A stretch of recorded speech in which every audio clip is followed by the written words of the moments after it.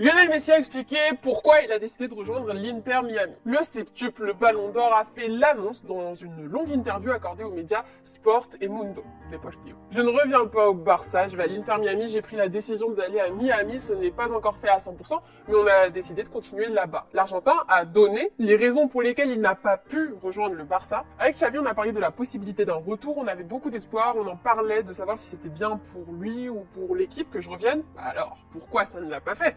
Si ça avait été une question d'argent, je serais allé en Arabie Saoudite. Je ne sais pas si le Barça a fait tout ce qui était possible ou non, vraiment. Selon ce qu'il se dit, ils avaient eu le feu vert de la Liga, mais il manquait d'autres choses. Aujourd'hui, le club ne pouvait pas me confirmer à 100% que je pouvais revenir.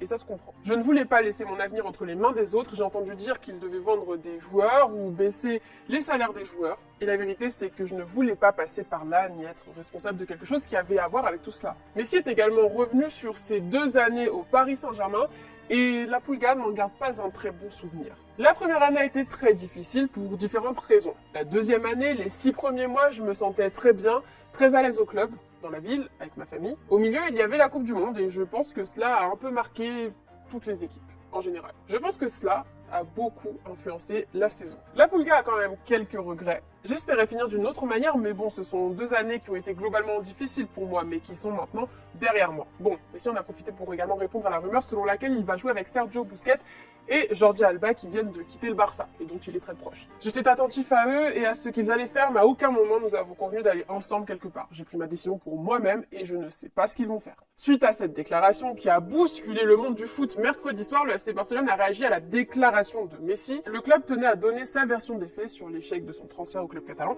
dans un communiqué. Le lundi 5 juin, Jorge Messi, père et représentant du joueur, a informé le président du club, Joan Laporta, de la décision du joueur de rejoindre l'Inter Miami, malgré une proposition qui lui avait été présentée par le Barça. Le président Laporta a compris et respecté la décision de Messi de vouloir évoluer dans une ligue moins exigeante, loin des projecteurs et de la pression à laquelle il a été soumis ces dernières années. Mais attention, la collaboration n'est pas finie. Joan Laporta et Jorge Messi se sont également mis d'accord pour travailler ensemble afin de promouvoir un hommage approprié de la part des supporters du Barça en l'honneur d'un footballeur qui a été et sera toujours aimé par le Barça. Fun fact, depuis l'annonce de Messi d'aller jouer en MLS avec l'Inter Miami, le nombre de followers du club de Floride a explosé sur Instagram. Il est passé de 1 million à 4,5 millions en moins de 24 heures. Il semblerait que l'Inter Miami a récupéré certains followers perdus du PSG. En plus de ça, un autre joueur très proche de l'Argentin se trouvait bizarrement, c'est bizarre, à Miami. Après son escapade à Monaco pour assister au Grand Prix de Formule 1, Neymar était bel et bien à Miami avec son ami le basketteur Jimmy Butler. Le Brésilien s'est même essayé au panier et il s'en sort plutôt bien. En plus du basket, pourrait-il négocier avec le club de David Beckham pour rejoindre son ami Messi?